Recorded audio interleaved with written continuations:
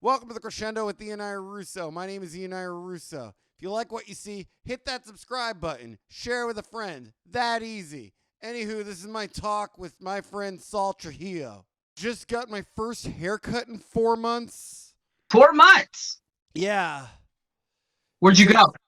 I went, there's a place on Ventura just, I would say east of Coldwater Canyon. And it's just such a nice breath of fresh air. Like I had it's weird. My barber was using gloves, which, yeah, he had to do what he had to do. Wait, was he doing? Were you doing it indoors? Yeah. Whoa, that's wild. Yeah. It's just wild to me that LA would let that happen. If they're not letting dining happen, why would they let indoor? I don't know. That was weird. Yeah, I was able to get my haircut with not just one but two masks on the whole time. You had two masks on? Yeah. I started double masking for now. Let me see him. Yeah. Like, are they the same mask? Or are you going one mask? Same mask, two N95 masks. Okay. We're so close, man. I don't want to get it. We're so close. We are close, but aren't you doing shows? Yeah. The masks at the shows? I don't wear them on stage, but I'm not doing indoor comedy yet. Okay. Yeah. Yeah. Like I was just talking to Michael Trujillo about this earlier, about how who by the way, Michael Trujillo says hi. He's great. Yeah, Michael Trujillo is great. I think he's very funny. Yeah, but like we were talking, like how disappointing would it be to get COVID now? Towards the tail end of it? I think we're so close. I think it would probably, we are close, but I just think probably not as bad now because we kind of have a better grasp on what it is. Yeah. In the beginning, it sucked just because it was just so new and yeah. And plus, I just got done before it happened. I just watched the movie Pandemic, and Netflix had a pandemic series, and then the pandemic hit. So I was like, what the hell? You remember that series Pandemic had that Netflix had 2 months before the pandemic hit? I do not. I'm guessing it's not up anymore. 100% it's not. And I was like, it's coincident. What is happening? I'm not a conspiracy theorist. I just thought it was wild. Yeah, dude, like the one movie I remember from like the early to mid 90s. I don't know if you remember Outbreak. Mm-hmm. Yeah, with the monkey, and it was just like, oh god, like that. During the pandemic. I did not. It's been a couple years, but after all this is over, I think I'm gonna revisit. I'm gonna revisit that movie because I remember it being very popular. It's so dramatic because there's like a random romance scene, and then oh my god, it's great. It's not like dramatic in the sense of like people are dying. It's dramatic in the like there's like it's wild. But yeah, you should check it out again. It's a Dustin Hot. He's canceled, but you should check it out. Yeah, that is right. Yeah, how are you doing, man? Are you still getting up at all? Yeah, bro. I don't get as much time as I want. Obviously, nobody does. Bikes. Well, apparently people are. People are going up 5-6 times a week. There's underground mics, like rooftop mics, beach mics, park mics. I'm getting it late into it, but I don't know. I just I'm getting up twice a week. Okay. Yeah, I'm getting up at like 5 or 6 times. Mostly I know of more mics, but at the same time right now I'm allocating a lot of time doing this and editing like it takes a lot of work. Yeah, bro. Yeah. I mean, this seems to be opening a lot of. I know people who are going to probably podcast and stay podcasting, whether stuff comes back either way. They just have found a knack for it. I'm not one of those people. I had a podcast when I was living back home in Northern California, and that was fun because I had my best friend do it. And here, I have no need for it. I like listening to podcasts, especially comedy podcasts, like all these new comics starting comedy podcasts. That's the kind of stuff that I enjoy. Just because, you know, they're talking shop, but at the same time, it's just not for me. But it'd be funny if I started a podcast as soon as live comes back. I just think it's hilarious. I'm just like, all right, we'll do it now. Let's stay inside. Yeah, this is an opportunity for me to practice. Like, I'm trying to make sure I'm able to do this as seamlessly as possible before asking strangers if they want to talk to me. And I feel the better I get at this at some point, after things reopen, I'll have more and more mobility to do more.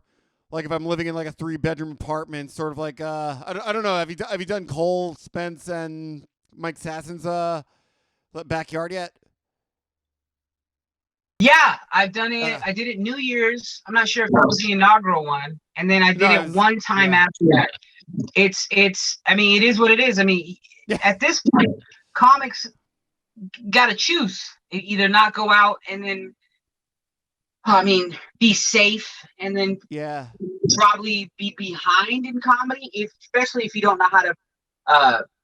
If you don't have your voice yet, like if you don't know how to do your voice yet, it just helps a lot. This doesn't help a lot of the younger comics, but I know a lot of vets who haven't done comedy in 4 months, and it's just like riding a bike for them, man. It is what it is. But I need it. I am a creature who needs to get up, or else I do get rusty. Rust happens to me.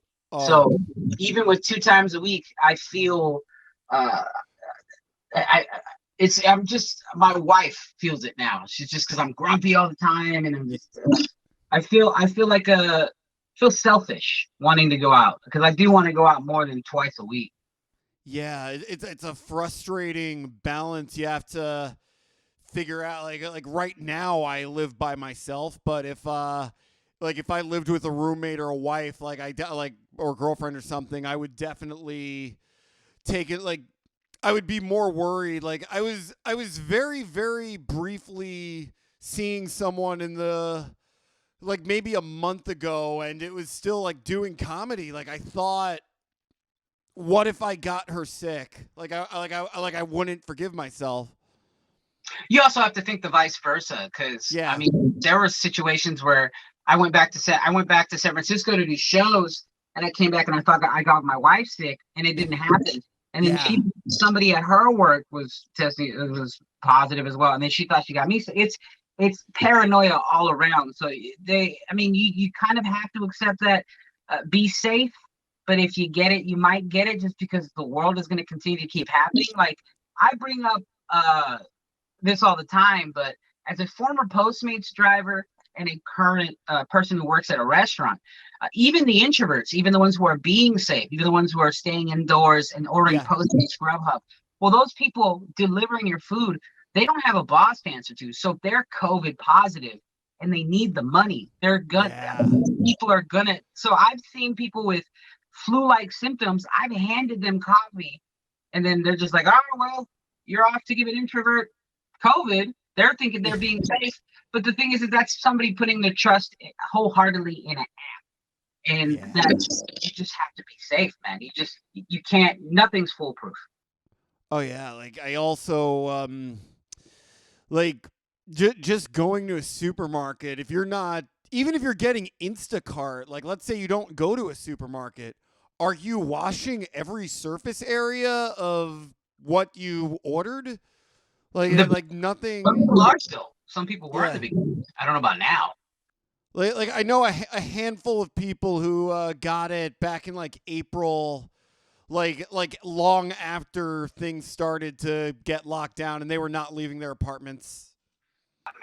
Man, yeah. It's weird now, because now I'm working at a coffee shop, and I can't even leave LA County. I mean, I am leaving LA County, but there are restrictions where if you leave LA County, you have to do a 10-day, I guess, isolation or whatever. Quarantine or whatever.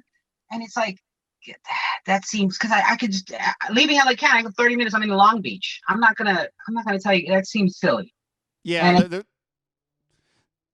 they did make up a lot of rules like on the fly, and it affected a lot of businesses and some like they had hardships to go through. How are you going to deal with the coming back of comedy? Because it's not going to be the same. Everything that we thought that was structurally in place when we moved to Los Angeles, or maybe just me when I got here, everything seemed pretty simplistic. You go to the store Mondays, Tuesdays improv. It just seemed a pattern of things. That's completely broken.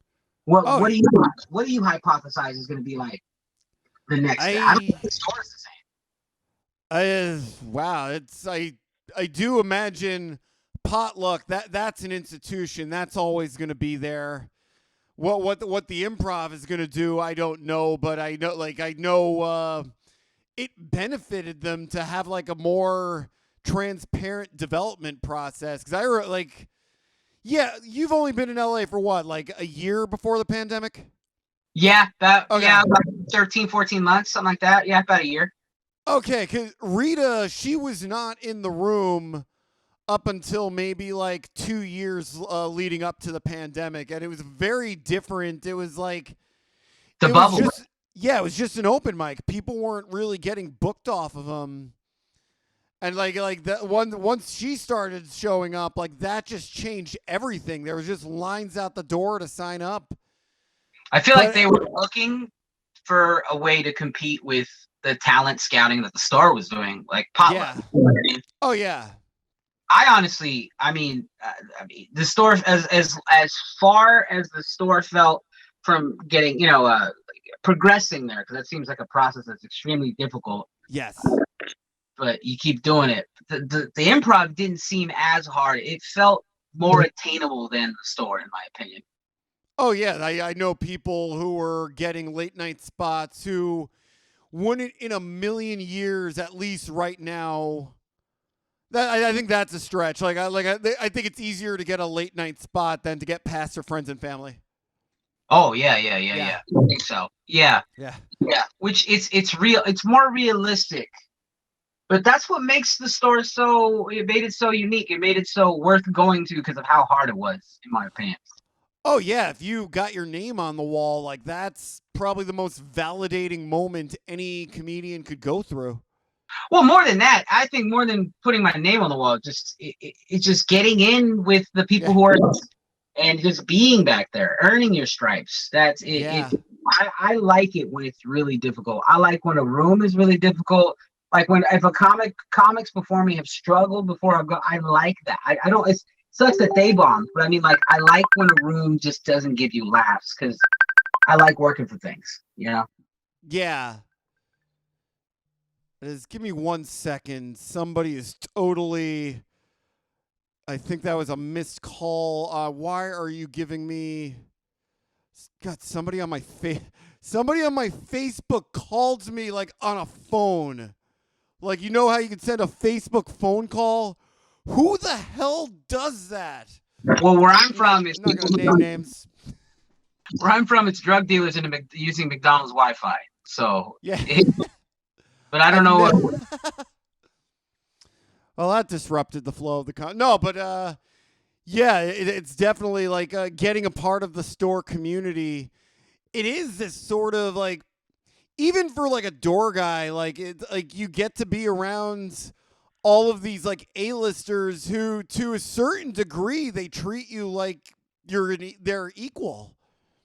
I mean, not all of them. I mean, a lot of them are pretty cool. A lot of them are pretty. They're just there to do their set, and then go home. That's all they really look at it. And I've seen some of them like brush off fans, but they could tell those are fans versus comics. The comic won't come at them all. Oh no, I'm talking about the door guys. Oh, my bad. Yeah. You're right. Every single door guy at the store is fire. It's as far as hilarious as far as how they're pretty cool to the comics.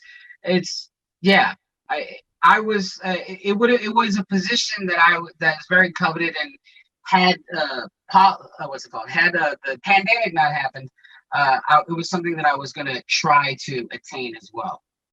Oh yeah, that door guy at the store is like a very honorable position. If you could get that, like, I also have a lot of respect for them. Like, they get one or two cold open spots a week. And like I find something producing comedy rhetoric has helped me with having a cold open spot, like going up first when the energy is dead and then setting the tone for what the rest of the show could be. That's a challenge and a half. And that's something that's a part of my development and becoming a better comic. Oh yeah. I mean, I prefer it. Especially like I said, if the show, like a Sunday, if you've ever done a Sunday weekend show, it's one of the worst. Probably you got to be cleaner. There's like a lot of older. Like I like cold opening like that, just because it's an audience I'm not comfortable with. Like the store, I'm not comfortable with just 4 people in the audience, and then the rest are comics that want to see you bomb. Yeah. And if you do well in that spot, it's there's nothing better than that. I can't even so you prefer your tactic is throwing yourself outside of your comfort zone. Bro, if they give me more time, I'm a psycho. I'll bury myself to see if I can get myself out of it. Okay, so the Bill Burr approach. Yeah, I like it. It's fun. But here's the only issue is that it's sometimes not fun for audience members. Like I could see where I could have done way better in a situation where I kill for half the room or do well for half the room, and the rest of the room's like, what the was that? That guy was just mean. Yeah. But it's fine. Yeah, you did. You obviously did very well on Kill Tony. You get a minute, and then I've been doing this for a decade. So in that, I have 2 jokes that I knew where I was like, if these don't work, then I might as well just quit doing comedy. I've tried to watch one today. I tried to watch a couple of them, and the vibe's not the same. Like just the band and just. This is out in Texas, yeah. Yeah. I mean, those guys are all great. Obviously, they're all funny, but it's just there's a vibe to the store that belongs. It's a show that belongs at the store with this, but there was a magic to all of it. Not to saying that the band that they have now is not good. I'm just saying, the band's broken up, not the same in my opinion. Okay, because I'm never like very beginning of the pandemic. Which respect for Tony Hinchcliffe and Red Band for trying to keep this podcast going and all this, like the when they did it when they first started doing it at the Ice House, it's like that is such a tonally like it's like it doesn't belong, but at the same time they've been taking it on the road forever. Yeah, they have. And that's and then they sell out on the road too. So and it would be dumb for them to wait for stuff to come back or just in California to come back, because you got money to make off those sponsors, man. Make that money, because they got sponsors that they. Yeah, I don't blame them for moving. I just think that it's not the same. Okay, yeah. Do you ever think about taking the move to Austin? Nah. I've fallen in love with it. I've fallen head over heels in love with Los Angeles. I used to be an anti-LA guy. I'm from Northern California, so there's a rivalry between Northern California and Southern California, especially like Latinos and comics and all that. And it's always been like, oh, LA, I'm never gonna be LA. And then I come to LA and the people, Los Angelinos, I just fell in love with all of it. And my wife loves it out here, so that just settles it. I'm gonna end up living out here until I retire. I'll probably end up retiring out here. I love LA too much. Yeah, that's how I'm from New York, and I feel New York and LA has a lot in common. Obviously, culturally, it's a very, very diverse region. And also, it takes a certain toughness to survive in these cities. And at the end of the day, it is the most resilient people in the world that make these cities run. And for that, I think these are cities to bet on after the pandemic is over. I do think there's going to be a bottleneck in Austin, and it's happening right now because of well, I couldn't say that. I'd like to talk to somebody who's in Austin. You should, man. Yeah. You should. I know Mike Eaton's out there. Yeah. I have Dylan Sullivan on my list of people to ask once. Did he move out there? Yes, he did. Yes. Good for him. Good. Yeah, for I know him. he's doing shows. Yeah, he moved with a bunch of comics. Oh, so there was like a little caravan of comics that moved out there. Oh yeah, and I'm sure a lot of people between Kill Tony, like even Kill Tony, like when it was here, people were moving to LA to try to get to do their minute on Kill Tony to get discovered.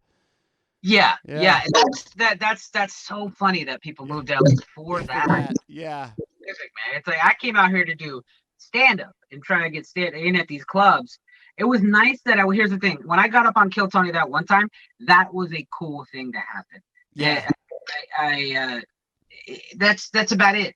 You know, like it got me some followers on Instagram, but then I was like, oh, this is it? No, I was like, no, that's a part of the journey that is stand up out here in Los Angeles. That happens on Mondays. You might be able to get up on Kill Tony. Yeah. And you determine whether or not if it's good. Like even if you do well on stage, but your interview shit, you kind of have to balance both out. You have to be an interesting interview and you have to be good on stage. Oh yeah. Did I forget, did Red Band give you an Ice House spot? No, he didn't give me an Ice House spot, but that was a weird Kill Tony. I had I did really well. He was giving it. Here's the thing: Red Band's kind of he's a scumbag kind of. He gave it to two different women that night. Yeah, that sounds about right. Like wanted to fuck, and I was like, I don't blame him. I got to share a slice of pizza with Jeff Ross and kick it with Kevin Smith, so that was tight. Oh, that's right. That was the Kevin Smith episode. Yeah, that one was kind of big. I don't think Red Band was giving out that many Ice House spots that night. That was a Kevin Smith one. Yeah, God. That's so it feels like an eternity ago. Yeah, well, yeah, just sleeping in my car, that was less than 6-7 months ago, and that feels like ages ago because of the pandemic. You were sleeping in your car during the pandemic. Yeah, towards I moved. I lost, not lost, but the lease on the sublease that I was at had ended. And I was just going to Airbnbs. I was like wasting all this money on Airbnb. So I was about 2 months away from my wife moving here. So I was like, okay. So I Airbnb'd and I slept in my car. No, it was like 6 weeks. But before that, I had lived in my car for 6 months, and then I found a couple subleases. But yeah, it sucks. I'm gonna say it's no big deal. It sucks ass. I hated it. I fucking hate it. I slept in my car in Plumber. Like I would do. Mondays I do the Comedy Store, and then I'd go to bed at 11, and then I'd have a coffee shop job to be at 6. So I'd sleep in Plumber Park for like 5.5 hours, and then go to work the next day. God, wow! And I mean, that's what you have to do, man. If you, let's say you aren't necessarily blessed financially or whatever, you just have to do it. There's no excuses, in my opinion. You got to be there. Yeah, no, it's like that's it's one of those things. Like I come from a well-off enough situation. I'm going to have a roof over my head for all this. It's like got to have like that's a piece of the equation. I don't know if I could do that. Well, no, I get it. You know, Dave Waite, he was like one of the last door guys. I told him I was living in my car, and he's like, "Why don't you just get a house?" And I was like, "Shut up." He just said it in such a Dave Waite way, and I just thought it was funny because I don't think he'd be able to do it either. He's like, "I could never do that," and I was like, "Some people can't, but some people do. Some people still. I know people who are still living in their car throughout the whole pandemic. It's kindness of strangers. It's just pushing past I don't know, a mental block, a physical block, because there are times where you got to go to the bathroom at night. You just hold it till work the next day. You know, it is what it is. Yeah, it's and I just also couldn't imagine doing that now because LA, like the one thing that's a blessing and a curse about the pandemic is that industry is on pause. Like I don't have to worry about judgment of I don't have to worry about judgment of others getting in the way of my development in whatever I want to be as a comedian. But if you're trying to act or write or anything like that, comics who are trying to write and act who move to Texas, they're gone. You know what I mean? Or if comics who are away at the store, they're gone. So when stuff turns back on, you're going to be the first on the line. You're going to be here, and you're going to be within pointing distance. So if you're into that, you should be excited about that. You just had to deal with LA for apocalypse, because there are sometimes some parts of LA that don't look the best. There's been homeless sweeps around Hollywood lately, and my wife's just like, "Oh, that's nice," but they end up there 3 days later. So, yeah, like I look at just like the boarded up windows that like race relations, pandemic. There was a stretch also like the streets weren't being swept, and the combination of the three, it was just like, this isn't normal. People weren't moving their cars. That's why. Yeah. Because they didn't want to leave their house, and then they were getting tickets. That's what was happening in my area. Because LA didn't stop with the tickets. They're just like, it's a pandemic. We realize that. Here's an $80 ticket because you didn't move your car on a sweet day. It's nuts, and it's like, it's aggravating that. Dude, I swear to God, with all this like civil unrest that goes on, like they gotta watch themselves with the parking tickets, because they're ticketing people who can't afford it. Yeah. People who it's insane. People who are out of work. It's awful. What's the first thing you're gonna do? I want to ask you a question. What's the first thing you're gonna do when stuff comes back? I ask this to everybody. Every podcast I'm on, that is a good question. The very first moment that the improv is able to do any comedy in any capacity, whether there's a mic or not, I am going to go there and grab dinner. And if I see a booker there, I'm going to ask if I could do 5 minutes, because I can't imagine it's going to be slammed right away. Yeah, you're probably right. There probably won't be slammed right. Or, like I said, there's too many fucking comics here. Still, even with the ones who left for Texas, there might be 10 of them who have the same idea that you do. That's what's so aggravating about this. There's so many people, but I love it. I love it at the same time. No, that's a good idea. That's a great idea. Also, so many comics are gonna come back. Expand that though. Do that for improv. Go to the Ice House. Fucking do that to Laugh Factory. Do all three. Why not? You one might hit. You're just you're opening your targets up here. Oh, I can't even. Also, just the idea when bars reopen to sit down, have a beer. It's gonna feel weird at first, because I don't think I'm gonna get over. This is a traumatic experience we're all going through. Mass culture is here to stay. Yeah. Whether the pandemic ends and then everybody's vaccinated, there's mass culture is here to stay. In my opinion, I think. I mean, it was a thing when, I guess, in certain parts of Asia, when someone is sick, they're being courteous and they wear a mask. Yeah. But I just think as Americans, we're going to take it to the extreme. Just like, I was going to wear a mask from here on out when I go outside. Which I don't blame anybody, I guess. I think for the next 5 years, it's going to be like that. Calling it 5? I'm calling it for a while. But it's fine. I like the mask. Here's the thing. When it's super cold, they warm the shit out of my face. And I didn't realize that was something that I enjoy. Oh, yeah. That's even like people like talk about people who drive by themselves wearing masks. And it feels good. Oh, it feels warm. I just take it off, like I take off a hat. I feel like it's just a hat for your mouth. I just take, like, if I'm in a car, I take my hat off if I'm wearing a hat that day. But I do see people. It weirded me out at first, but then I realized how they drive matter to stuff like that. It's just like it's like pronouns. You're weirded out by them at first, and then you're just like, what does that have to do with me? That has nothing to do with me. What other people's business are other people's business.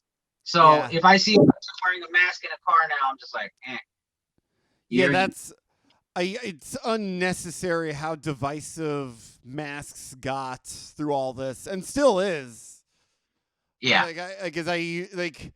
There's so much to fight about in the world. one of these, it just seems absolutely like I'm a firm believer that what you love makes you more interesting than what you hate. Yeah, that's true. And Like when you told me that, because it took me a while to get used to the mask, like everybody else, like who isn't just automatically going, yeah, masks. And then you told me you're wearing 2 masks.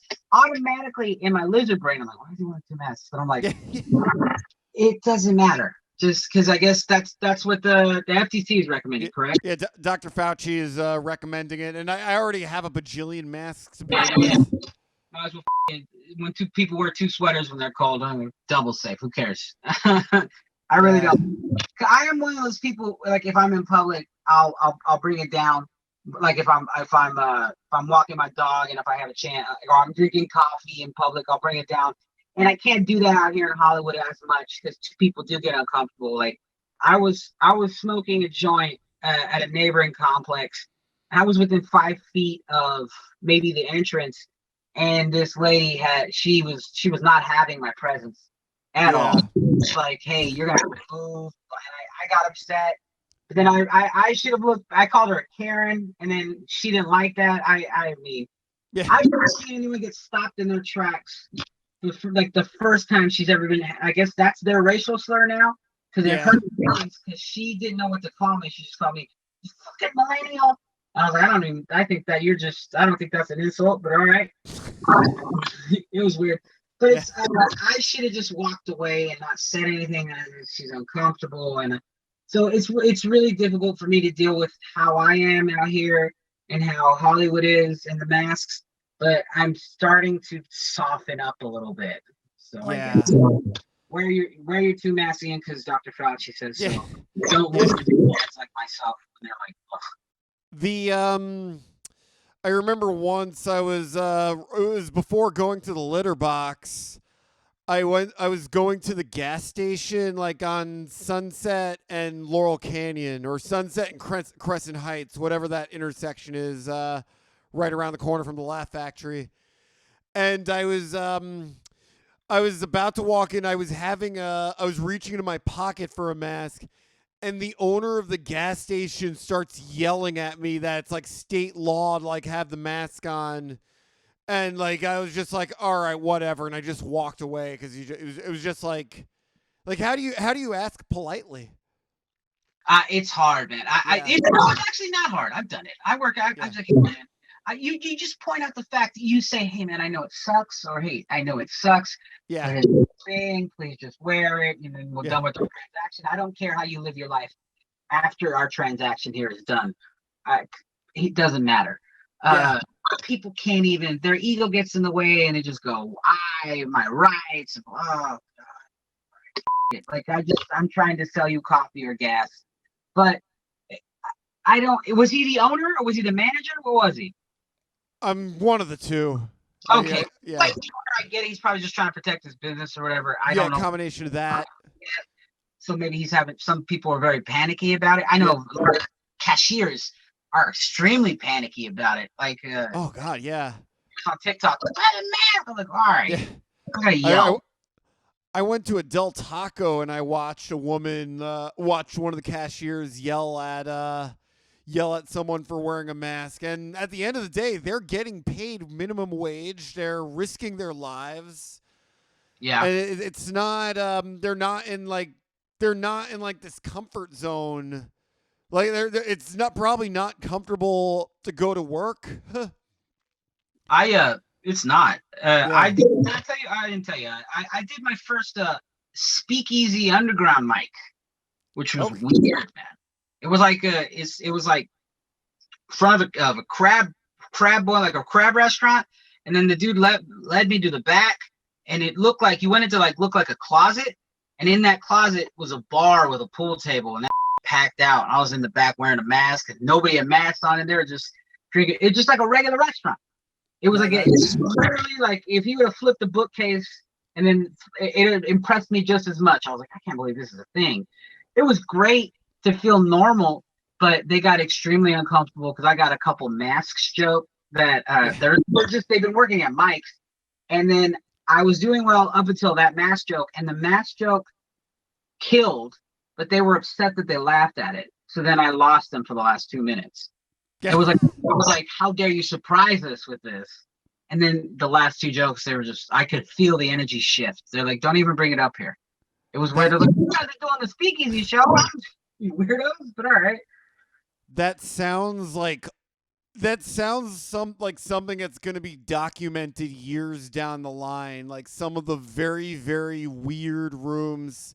Yeah. I wouldn't do a room like the thought of being in like a packed out room like that. It was crazy, man. Just because I haven't seen it in a year. I haven't seen something like that in a year. It was weird to see. Yeah. I did the American Comedy Company once down in San Diego. And even that, it was like going downstairs back when they were doing it inside. It was something that it was really, really cool to see. Like it was something familiar, but it didn't feel right just yet. And within like 3 weeks, the surge started happening. Yeah. And surges are still happening. And I had breakfast in Silver Lake on a table. It was great. Yeah. It felt great, but I was like, well, I guess they're saying it's fine. I don't know. LA County's saying it's fine. I had a good time. I'm not gonna lie, but whatever. Yeah. Apparently logic doesn't make sense anymore. I guess. Yeah. I don't know. I was in Lake Tahoe when the July surge started happening. Mm-hmm. And the next day I was supposed to hang out with Justin Glockler. And dude, yeah. But it was just like I saw the news. I was refreshing the news, and that's when they were like, "Yeah, L.A. is." So it's like I didn't want to get Justin sick. I saw that he just got his wisdom teeth out like the day before. I was gonna go grab ice cream with him. It was just like, all right. Drove back to L.A. and yeah, that was I've mentioned this on a couple episodes already. But that was the moment that I learned that the pandemic isn't something you could drive away from. This is something that's going to be here for a while, and we're essentially all in this together. Yeah, man, we are all in this together, which is it sucks that there is no neutral ground to civility. You know what I mean? If it's either you're not wearing a mask, and there's and then how you're infringing on my rights, or you are wearing a mask and you guys are like not worried about my health. There's no middle ground of like, oh, maybe we could. It's just two different. When you see the left and the right fight like that, it's super confusing, and like we're just gonna all end up burning before COVID takes us over, because it's insane. It's such a divisive time, and all like this. It's more than a binary issue, and I wish people were able to see. I feel like Twitter intentionally feeds us to purposely rile us up. Not I feel like they actually do that. Like they definitely do that. I'm not on as Twitter as much as I'd like. I don't really. I post everything that I need to post on Facebook. I feel old in that sense, but it's all social media platforms. There is a terrifying sense of doom on all sorts of, like, because like on Facebook, the little news bar, there's a consistent update of like, oh, this many people died every single day. I got a new update that LA broke this record. LA broke this record, and it's continuous. And I'm not saying that they shouldn't be reporting that news. I'm saying that I should take this off my phone because it's giving me an anxiety attack. But to be aware that is happening out there, but not at the same time, I don't need minute to minute update about it because it just gives me anxiety. I can't even imagine on Twitter people going back and forth on that. Oh yeah. Like Ben Hurwitz was talking about this on a previous episode, how our smartphones are making us anxious over stuff that we never were worried about beforehand. Like if we get like a text message or a notification from Facebook or Reddit, like our nerves get riled up, and it's not healthy. It's not normal. Well, we're sociable creatures, and that's exactly why we need that dopamine hit of attention from others. whether it be we wrote something clever on Twitter or a picture that we have of our wedding. We need others to criticize us. We want the positive. We can't take the negative, but we're willing to take the negative so that we can have that. It's a gross drug, and I'm pretty close to deleting all of the social media off of my phone. I just don't have the courage to yet. Yeah, it's one of like I'm envious of Connor Hingsley because he does not have any social media right now at all. And, like, he didn't have a what's it called? Instagram at all? He doesn't have nothing? Currently deactivated. Good for him. Yeah. Good for him. And he's a bright guy. He engages with the world around him. He's very present. He's very funny too. He's only been doing it for 2 years. That kid's a phenom. I like that kid a lot. Oh yeah, I'm jealous. I'm jealous of his filter because he just like calls out in a way that I don't have the balls to quite yet, or I'm growing the balls to. But like, yeah, Connor's gonna when Connor finally finds his path. I think he's gonna do very, very well. I think he's found his path. It's just hard. He's gonna be whatever he chooses. He's gonna be an incredible stand-up comedian. Like I can see him how good he is now.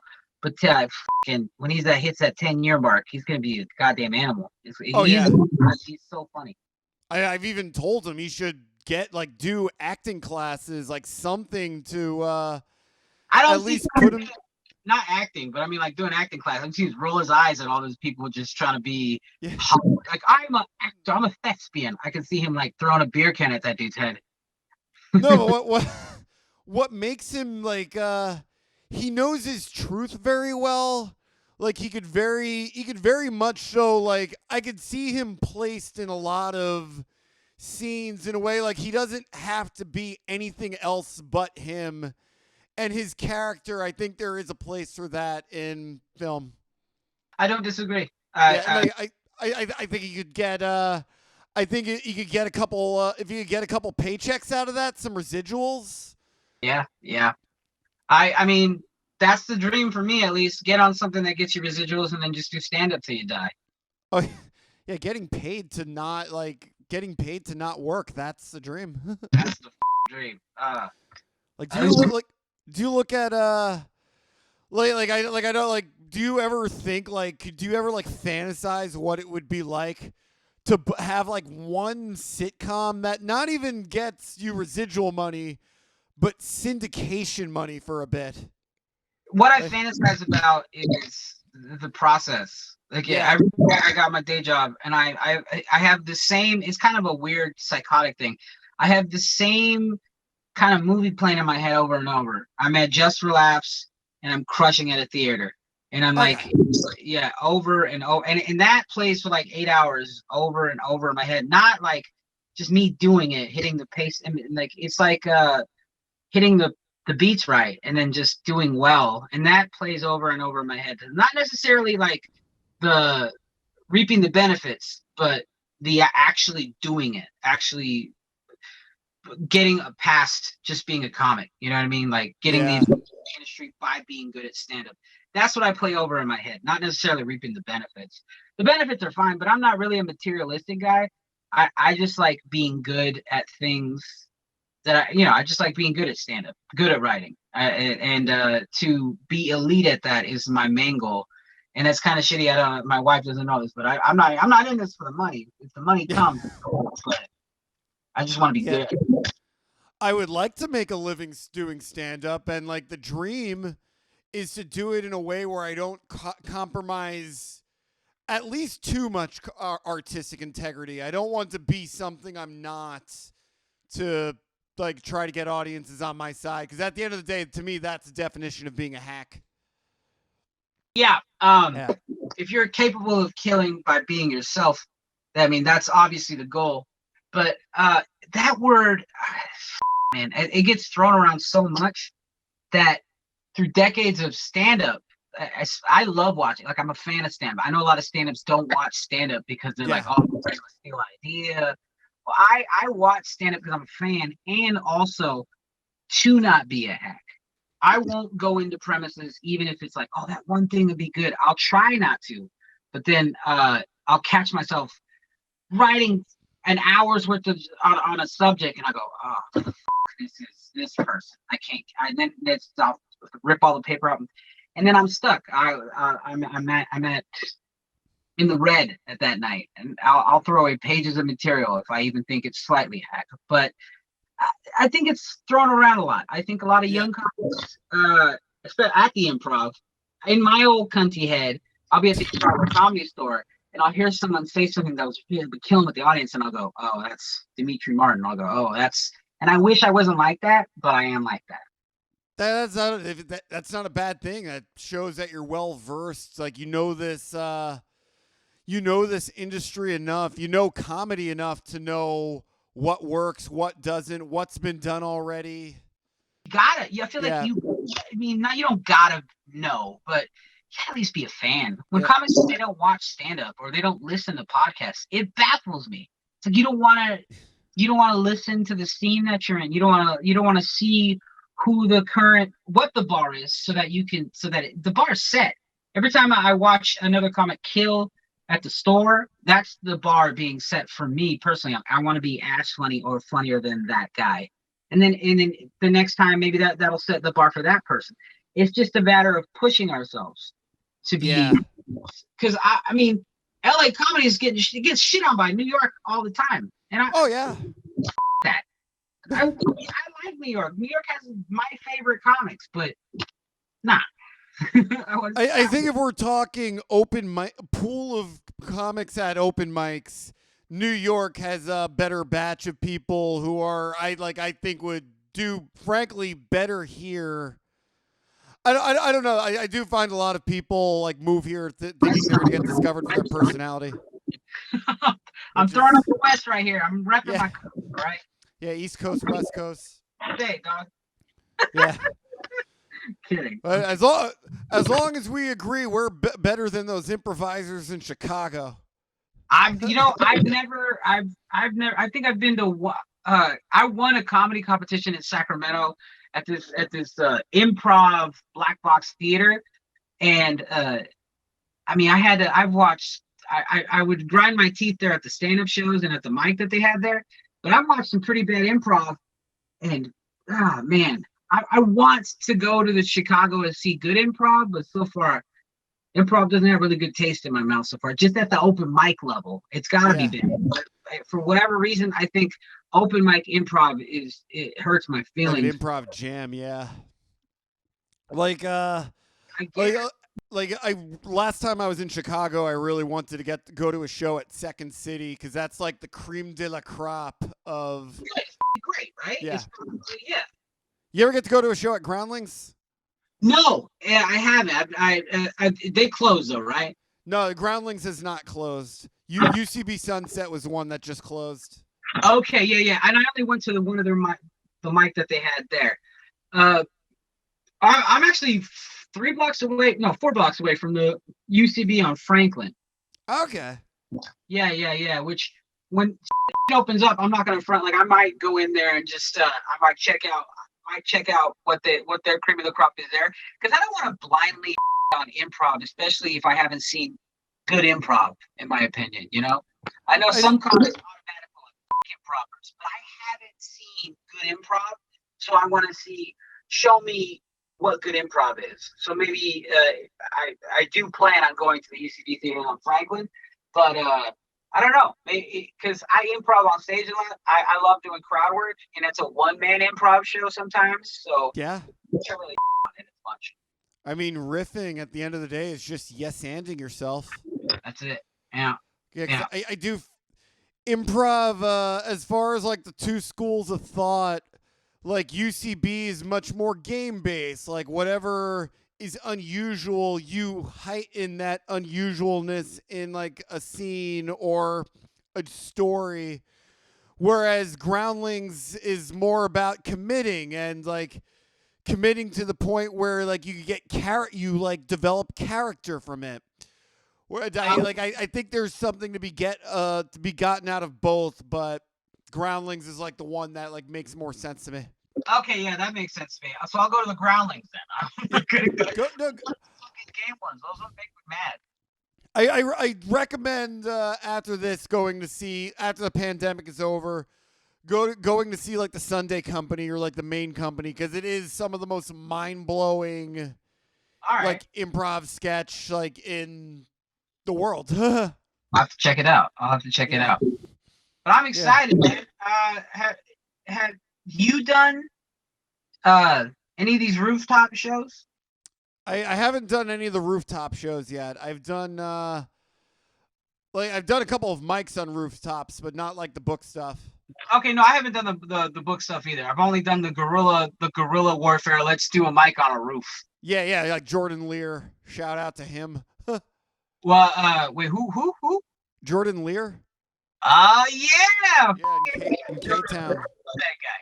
His last, he makes me like a sucker, but his last rooftop mic, it was so funny because he had comics and then he had one singer.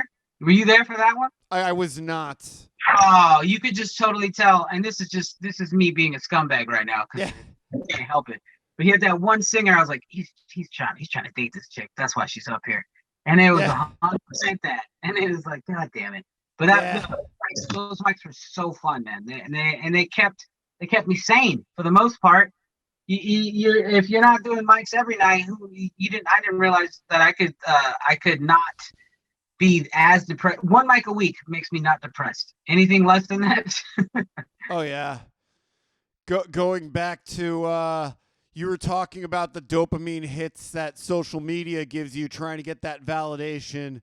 Yeah. Something that's incredible about comedy to me, that is when a joke truly hits, when I don't feel like my friends are laughing at my jokes because they are my friends, when I truly feel that I am being organically funny, when something I worked on really, really gets like getting that perfect laugh, like watching the room explode, that's a dopamine hit that is more powerful to me than anything Facebook or Twitter ever could. Yeah, because you feed off of. I mean, I don't know if comics who don't really dig Zoom, you feed off of like a smaller bubble of energy, which is like a room, a live.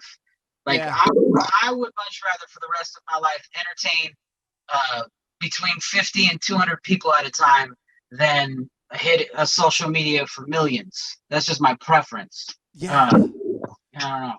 I'm not really big on like I've done a couple sketches, I've done a couple jokes I've gotten a couple thousand reactions or likes, but I'm not feeling that. I'm not feeling your haha react. I'm not feeling your heart or react or your share. That's all great. That's fine.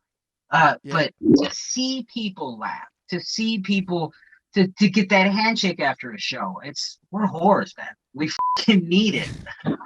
To connect with someone in some meaningful level, like it's nothing like that. I'm not doing it, but I can't necessarily go too hard on, because there are comics shaming comics for going out, which again, I guess I understand your perspective going to the extremes, but I can't. I mean, I can't. We're sick in the head for doing this to begin with. Yeah. So going out during a pandemic where people are dying because of a disease, it just makes me kind of not respect you more. You're willing to die for it. You know, you're willing to. It is what it is. I have mixed opinions on the matter. Like I wasn't down with the comics who were harassing other comics or trying to blackball them for doing comedy. Because to me, that is the antithesis of being a comedian. Like that's like that's like I wouldn't put us on the same level as Lenny Bruce, but he did make sacrifices so we could do what he did. Yeah, of course. Yeah. And any comic who would is a psychopath. I was like, Lenny went to jail. You know what I mean? Yeah. For pussy. We're just trying to do comedy while the industry's broken. So we're doing it wherever we can. And it is the best time in the world to develop. I have all the freedom to do whatever the hell I want. It is great. Yeah. Less pressure. And after this, my main goal, I want to make sure that I don't feel too much pressure when I'm on. Like, I don't think there's a reason for me to feel anxiety, like thinking, what notes am I going to get from Rita? Like, what if I bomb in front of Adam? Because, like, you're not, like, at that point, it's just not fun. It is a pause for comics to get good. Because I've seen comics get good during the pandemic. I was like, holy, that guy went up at the Improv once and ate a bag. And now he's at this mic he's at this backyard mic, and you just figure it out. And sometimes it takes that difficulty of the pandemic, maybe that depression, maybe just you lost all your. Sometimes it takes that, because I love it when I see a comic get funny in front of my eyes. I'll just go, like, oh yeah, that's wild. But I mean, it's the perfect time to develop. You're right, if you're going out. But if it's the perfect time for comics to make themselves really sad by, I mean, just shaming other comics for going out. I think, yo, don't look. I mean, who cares? Just don't be at those mics. Yeah, it's weird. Just stay home. Exactly. But, yeah. Who cares? But it was like that stretch. There was so it was March 19th. That was the last one. That was when Gavin Newsom was like, all right, everybody go home, stay at home order. And then it was March 2nd was when I met up with Nicole Connor. Cole Alexander was there, like at Therapeutic Noise. Yeah, the litter box. What's Therapeutic Noise? That was Joe Bando's room. Okay. And how new I am to LA, or how much I don't go out. I'm like, what's that now? I'm gonna write it down. No, but it was just like there was that was when I learned, oh, this is what I've been missing. Like that stretch of it was like a little over a month and a half, almost 2 months. That was the most depressing period of, like, I was producing a cooking show out of my kitchen, and I was just binge watching. No sane person produces a cooking show out of their kitchen. No, you don't do that. Make a living off of it, but I mean, you got to be good at cooking, or you know what I mean, or at least like it. Do you like doing those things? The cooking show, absolutely not. It was fun at first. I will say it did make me want to edit, like, because I did that show. I was like, I'm now learning Adobe Premiere through this. Here's the thing. That cooking show, I was like, I secretly want. I've always wanted a cooking show, but there's already my presence in it. There's a show. There's this dude, Matty Matheson. He's just this white Canadian. He's just a white version of me, and I was like, oh, that's already marked, so I can't cook anymore. But I watch his show and I go, that could have been, but you just go for what you like, man. And what do you like? Music, right? Yeah. Something I like about this podcast is talking to people about bands and stuff. And yeah, I think we have. I don't know how similar our music taste is. I grew up in the early 2000s, kind of like hardcore metal. Okay. I've been revisiting Korn. Yeah, that was one of my favorite bands growing up, man. I grew up in a specific area where Korn, Limp Bizkit, Deftones were from Sacramento. They were big. Oh, that's right. Okay. They were big in my life. And, I haven't listened to too much outside of White Pony, which I would like to. You ever listen to a band called Quicksand? No, but I've heard. Okay, so many bands that I'll hear snippets of. My buddy will listen. I'm like, oh, that's cool, and I'll never get into it. Okay, because I Quicksand, I believe the bassist from Deftones, the current bassist, was in Quicksand back in the 90s. Okay. And Quicksand sounds like a less produced, like it almost sounds like White Pony to some degree. Sounds like something I'd probably dig. Yeah. I grew up going to like Ozfest. Okay. Yeah, I dug that shit, like Metal Blade record festivals. I was really into that growing up because it was my parents were like super like Mexican music. They love that. Yeah.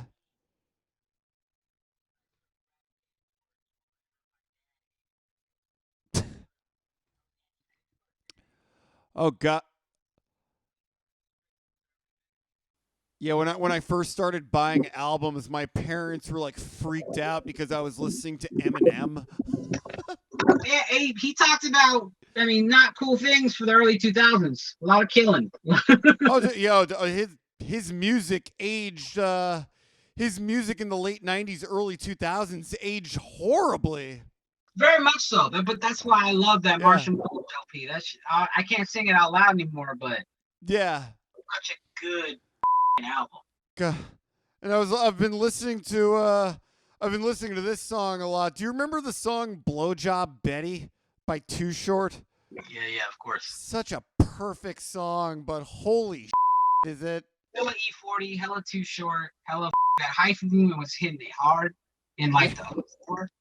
Like people were just people. Cause I'm from Stockton, California originally, so that's about 90 minutes from San Francisco. So everybody, it's just Mexicans, black, just doing ghost riding. It was nuts, hypey juice everywhere. So that was really big in my I guess music listening era. I don't really listen to. I listen to more podcasts now. It's weird. Yeah. I go back and forth. I listen to a lot of music in my car, like while driving, but like I've been listening like if there's a guest on like Joe Rogan, Mark Maron, or like Church of What's Happening Now up until recently. Yeah. Have you listened to The Joint at all? A little bit, and I've also been meaning. Because he just records it off of his phone, and he's getting hundreds of thousands of views, and he's just like, "This is just off my phone. It's whatever." Yeah, I love it. I was never big into like the Joey Diaz like solo podcast because like I get like I think he obviously knows what he's doing, but I love listening to other perspectives. Like him talking to people, even if it's like just him and Lee.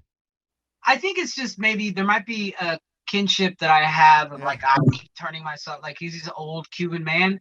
He just sounds like one of my extroverted uncles. So he's Uncle Joey. So like I'll listen, I'm like, look at this insane man is just saying things, and then he'll hit a good point, and then he'll just hit I love it. And the dynamic between him and when Lee was on was incredible. Like the bonfire. The Church of What's Happening Now, Joe Rogan, like so many different podcasts like that would get my mind off of living in my car that 6-7 months, because that's what I'd go to work. I'd listen to comedy podcasts, I'd write, and then I'd hit mics, and that was like my first 6 to 7 months in LA. And whenever I need a good laugh, it'd either be bonfire, it'd be church, or it'd be. Like I even listen to Whitney Cummings podcast. Like I didn't think she was that funny like on Whitney the show itself, but then I saw her at Flappers, and I was like, she's so funny. Yeah, like Whitney is one of those shows I don't think it showcased her in her best form. Nah, not even close. Not even close. She's excellent on podcasts, and I think she's very funny as a stand-up. Oh yeah, absolutely, just murders. Yeah, but like, God, I'm happy. Jamar Neighbors was talking a little bit about comedy rhetoric on this week's Rogan. That's tight, man. Yeah. No, coming up. I when I saw that came up on my Spotify, I was like, that's gonna be a wild ass podcast. I'll have to listen to it later. Dude, Jamar Neighbors is someone I have a lot of respect for because like he's been. He's a guy who has a little bit of TV money, not a lot, but I thought he was a part of the Gerard Carmichael camp. Yep. Yeah, right. I think he had something to do a little bit with the Carmichael show. I don't. He wrote on it. Okay. Yes, but he a couple weeks ago we were up at a sidewalk mic like in Brentwood. And he was just getting heckled at by a tweaker. And it was like he didn't see himself as too good for that stage time. Like, and he I think that's one thing that's special about the pandemic is that one of like the positives is that there are some people that you realize they like someone like Jeff Dye. He needs it just as much. Well, now the inmates run the asylum. You have no real choice to. Where else are you gonna go? You have to do it through a comic who's willing to produce right now. So Yeah. you take that risk, and you're taking that risk every time you do it at the park or where Comedy Rhetoric, and every comic who does it on a roof, does it at the beach. They're taking a risk. Possibly getting arrested, possibly getting a fine, possibly just getting harassed in general, because he knows what it is, and right now you are what it is. Comics producing are what it is. So you just keep doing it until stuff comes back, and I think even when stuff comes back, keep it going. Ride that. Yeah, that's the plan. Yeah. Like we'd like to do indoor shows at some point. We know we have the capacity and network to get barkers on the street, which that's something I wasn't doing before this. I've never barked before. I thought that was a New York thing, to be honest. Yes, it is. Yeah, I thought that because I thought you just barked for stage time in New York, as and lie about Dave Chappelle at the Boston Comedy Club. I wasn't barking for stage time, but we're just barking to get people out, because without an audience, like, what's the point? I meant audience members. That's what I meant. Yeah. Dude, that's good, man. That's fucking awesome. I mean, I had fun when I did your comedy. I had a lot of fun. That was one of those shows that held me over for a week and a half. I'm happy to hear that. Yeah. God, this has been absolutely great. What's up? No, this has been absolutely great, this conversation. Oh man, yeah, of course. It's fun. And plus I like, I like doing this. I'm as extroverted as I am around comics. I don't like. I realize how this pandemic has caused me to I don't like talking on the phone. I have such weird introverted ways.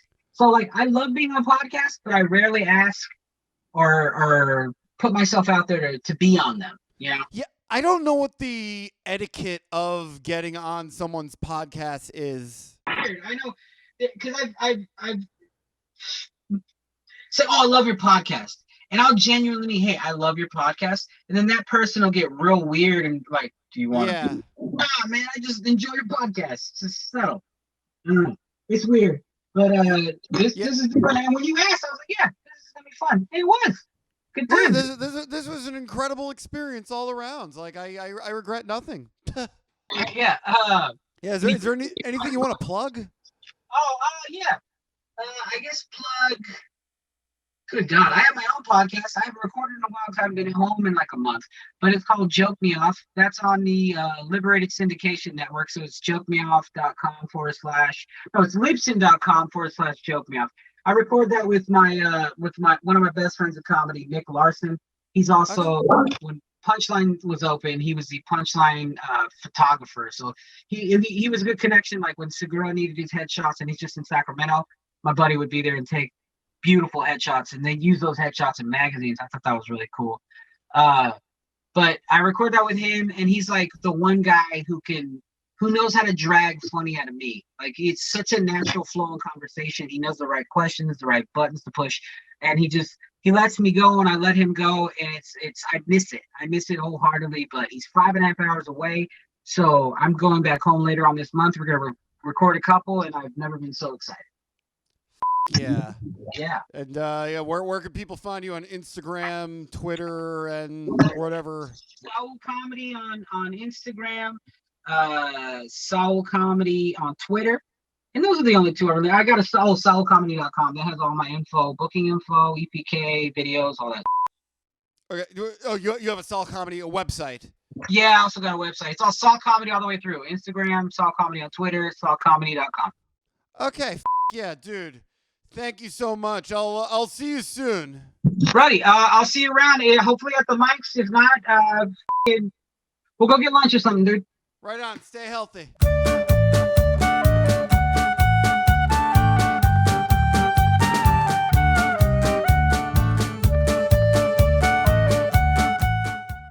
Yeah, like Jordan Lear. Shout out to him. Well, wait, who? Rate and subscribe.